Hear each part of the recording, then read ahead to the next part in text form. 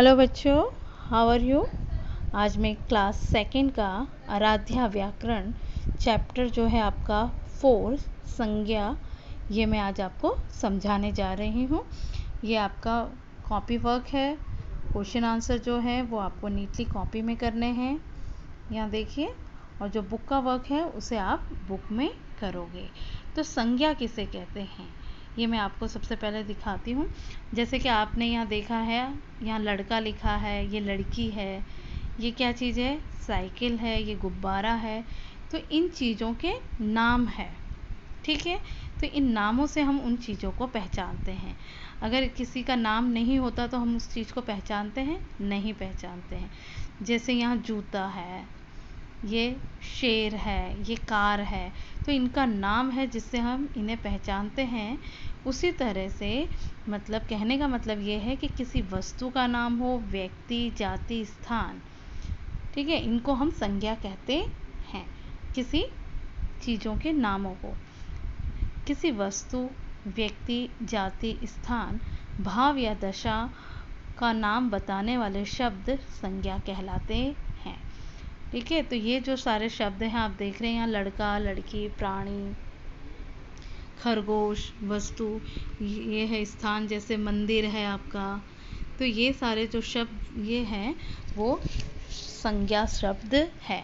अब संज्ञा में भाव और दशा भी होती है, जैसे कि सुंदरता, ठीक है, ये क्या है, बचपन। ये आपकी अवस्था बता रहे हैं, आपकी दशा बता रहे हैं, तो बचपन में है या बुढ़ापे में है, ठीक है। ये सुख में है या दुख में है। ये भाव बता रहे हैं आपको कि आप खुश हो रहे हो या दुखी हो।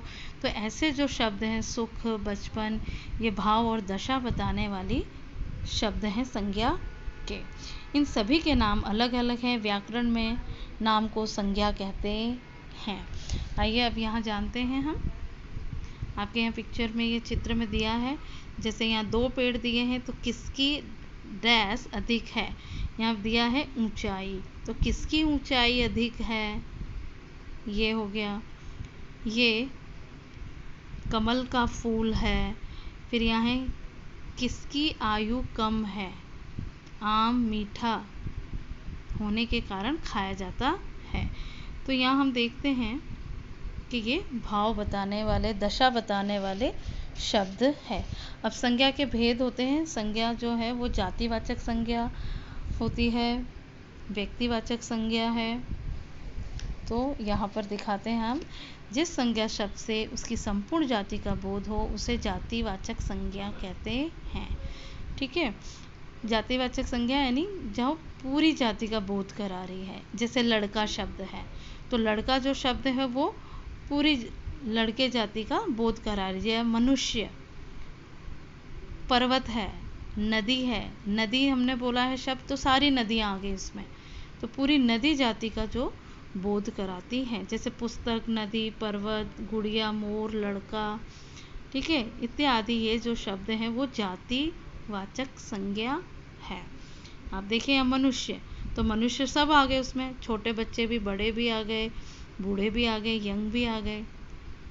पुरुष, सभी तरह के पुरुष आ गए इसमें, ठीक है। प्राणी है, प्राणी भी जातिवाचक है, उसमें सभी तरह के प्राणी आ गए आपके। पक्षी है, ये भी सभी तरह से आ गए हैं। तो ये सारे शब्द जो हैं आपके जातिवाचक संज्ञा है। पशु 4 पैर वाले जंतुओं की संपूर्ण जाति का नाम है पशु। घोड़ा पशु जाति के वर्ग का नाम है। घोड़ा जो शब्द है वो पशु जाति के वर्ग का नाम है। इस नाम से घोड़ों की संपूर्ण जाति का बोध होता है। पशु जो है वो भी जाति का नाम है, और घोड़ा जो है वो भी एक घोड़े की जाति के संपूर्ण, यानी घोड़ों की जो संपूर्ण जाति है उनका बोध कराते हैं। इस तरह से घोड़ा जो शब्द है वो जातिवाचक है। पंख, पक्षी, पंख, चोंच वाले जो प्राणी है वो संपूर्ण जाति का। उसी तरह से तोता, कौवा, ये सब है जातियां हैं, ठीक है बच्चों। अब उसी तरह से मनुष्य जो है वो सभी प्राणियों जातियों का वो है। इसमें स्त्री, पुरुष, बालक सभी आ जाते हैं, तो ये पुरुष जाति का बोध कराते हैं। या जैसे किसी स्थान है, हम कह दें कि स्कूल, तो स्कूल जो शब्द है वो संपूर्ण स्कूल के लिए है, ठीक है। जैसे शहर, तो शहर जो है वो सभी शहर आ गए उसमें। अब आपका है दूसरा जो है व्यक्तिवाचक संज्ञा। व्यक्तिवाचक संज्ञा हम उसे कहते हैं कि जिसमें एक विशेष प्राणी वस्तुओं का नाम हो, स्थान का नाम हो।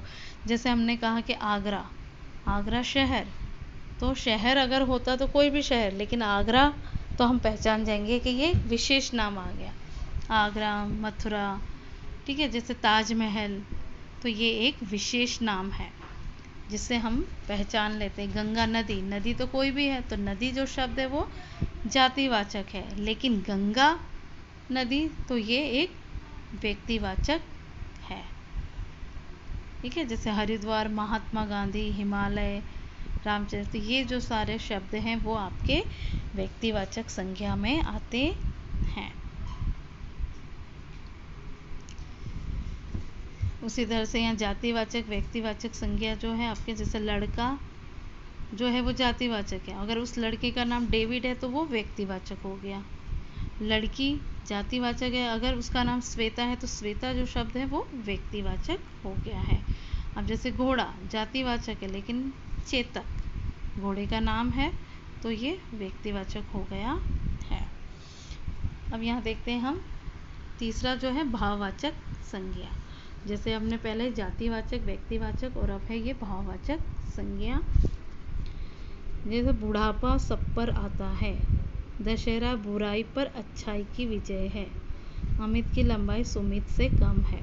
तो यहाँ पर जो शब्द है बुढ़ापा, ये क्या बता रहा है, इसकी दशा बता रहा है, इसकी अवस्था बता रहा है। बुराई, अच्छाई, ये गुण बता रहा है, ठीक है। ये लंबाई है, छोटा है, बड़ा है, तो ये जो शब्द हैं ये भाववाचक संज्ञा में आते हैं, ठीक है। जैसे बच्चा, बचपन,